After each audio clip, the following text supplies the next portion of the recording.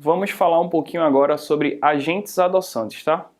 A gente tem aqui algumas formas de agentes adoçantes: açúcar refinado, açúcar cristal, açúcar demerária e mel. Claro que existem vários outros agentes adoçantes, certo? Vamos falar um pouquinho sobre cada um e como a gente pode utilizar ele na coquetelaria.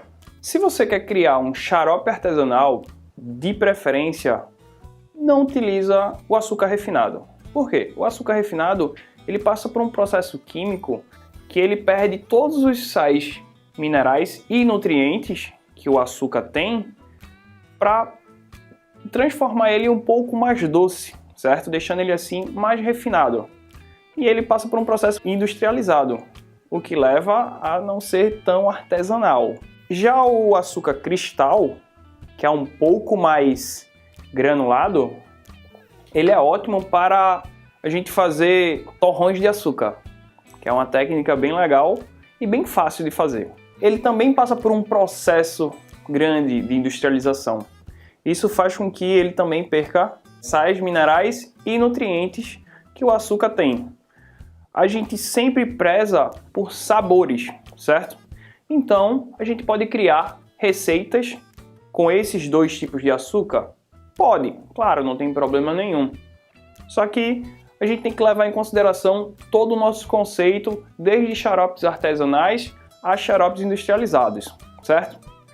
A gente pode criar também com açúcar demerária, ou açúcar mascavo, no caso. O açúcar demerária, ele passa por um processo de refinamento bem menos, por isso que ele fica com essa tonalidade um pouco amarronzada.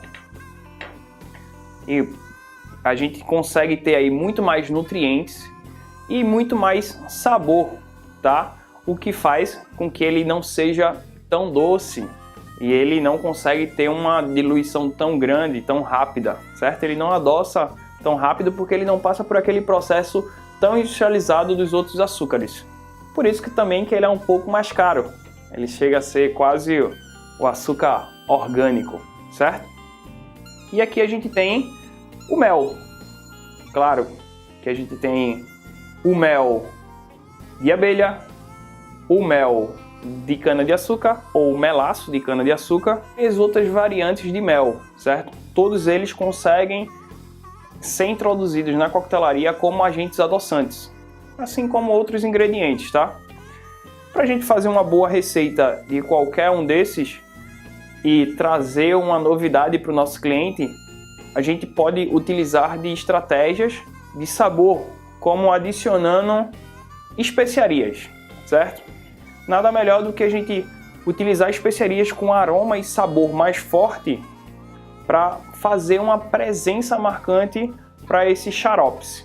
Uma boa ideia é sempre você mesclar. Você pode fazer o mesmo xarope, testar em casa, o mesmo xarope, utilizando a mesma especiaria para os quatro. Você vai ter aí uma possibilidade infinita, a mesma especiaria, diferentes tipos de açúcares. O ideal também é sempre você pensar no como você quer o final do seu coquetel. Você quer ele uma presença mais para as especiarias ou mais adocicada? Ou você quer simplesmente um xarope equilibrado? É possível utilizar sal? Claro que é possível. A gente consegue fazer um xarope ou uma solução salina e integrando os dois e criando assim uma bela harmonização entre um coquetel que possa ter notas de água de coco. Um exemplo, utilizar bastante com whiskies. A gente pode utilizar também, já que é uma mistura de sal e açúcar fazendo assim quase um soro, a gente pode utilizar o Malibu, com aquela presença do extrato de coco do rum caribenho. Isso são possibilidades infinitas para a coquetelaria, tá? Assim também como a gente pode fazer xaropes com especiarias mais picantes. Pimenta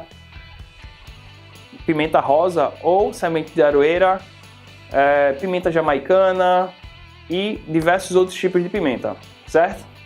Então, fiquem livres para criar várias receitas e até a próxima aula.